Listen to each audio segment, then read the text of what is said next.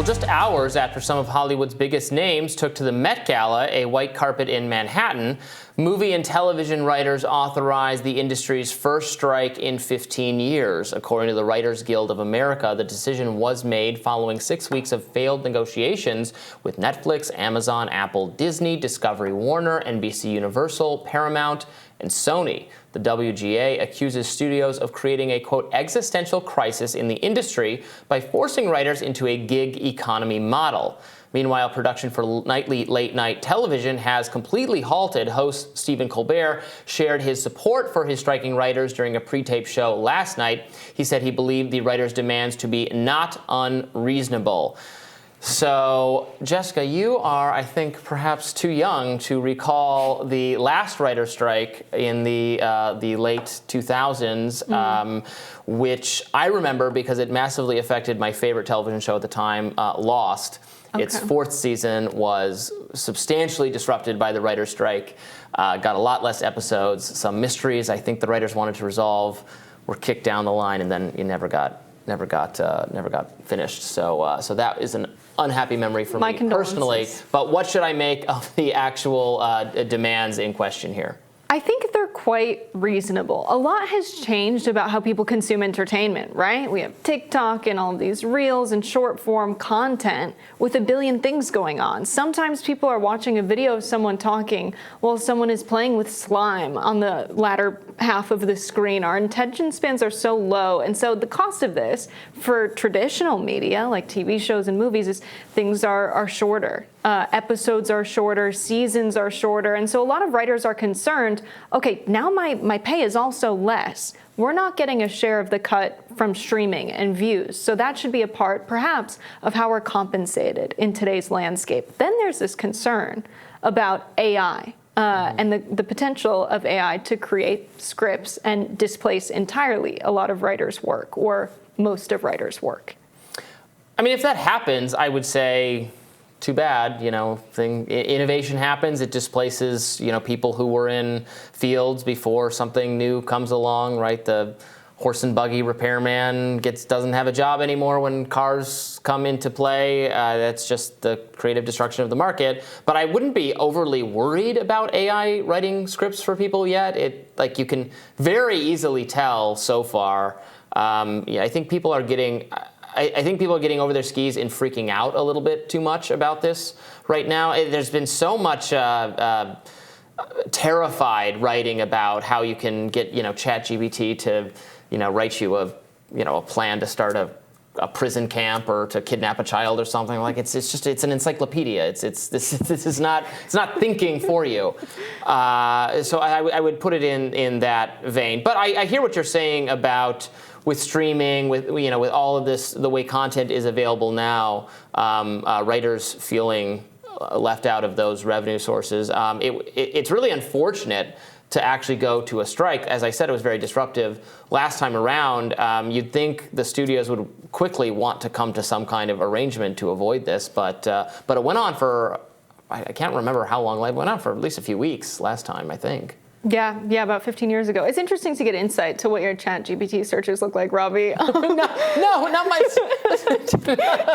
I use ChatGPT a little bit differently, but no, I think it's interesting that we, in the spirit of meritocracy, right? If you write something that is good and compelling and gets everybody to watch the show, you should be compensated if there's additional revenue taken in by who you work for. I don't think it's particularly fair to keep wages the same across the board for writers, not knowing how the work will be received. You might say, I think this script is worth X, and you could be highballing it, you could be lowballing it, but it seems entirely fair to me to pay a team of writers more if the show is that much more successful.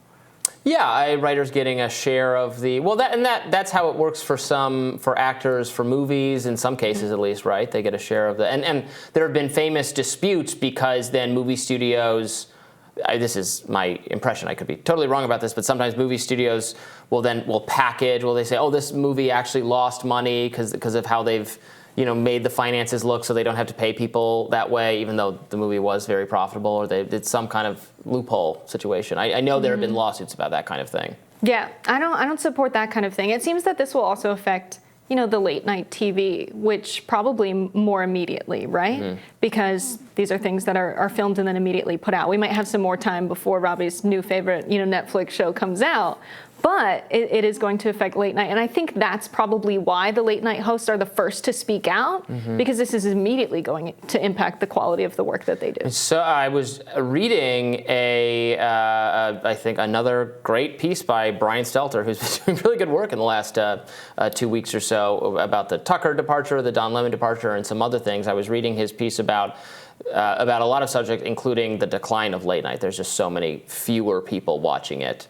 than were watching it, in the Carson era, in previous times. So reflecting that the media ecosystem is so much more fragmented than it used to be, and this feeling of everybody's together. It used to be because everybody's watching the same thing at once. So there's so much choice. It's spread out across so many different viewing options for people at home. Yeah, that's true as well. And now people have the alternative to just literally scroll on social media. It's not like you can only get video content from tuning into the television anymore. You can get your information and your entertainment from TikTok, which I understand you are particularly active on. Yes, I would encourage everybody who's impacted by the Writers Guild strike to get their entertainment on TikTok instead of encouraging writers to break the strike and be scabs. Jessica and I did a what do we call it? A tick or a talk? We did a TikTok. We did one today. So look out for that. Robby's learning a lot. Also about the importance of unions today. I'm not sold on that yet. Other interesting things that happened as a result of the previous strike, I'm just reminding myself, were that there's a reality show, TV shows. There were a lot of reality TV shows that were successful at the time, including Donald Trump's Celebrity Apprentice, which was not positioned to do particularly well, but then was the only thing being produced, and some people would argue it helped revitalize his entertainment career at a time where it could have definitely taken a downward trajectory. Is that because he only used non-union writers on the show? No, I think it's because it doesn't have writers. It's a reality TV show. It doesn't have writers. It's not scripted. The reality TV shows are. Some people I think believe they're secretly scripted or something. Yes. This would appear to disprove that. No, it's not people just do whatever they want. Not the Apprentice. What you see is what you get with that. There were a few actresses who spoke out at the Met Gala about what was going on. Olivia Wilde and Amanda Seyfried. Is that right?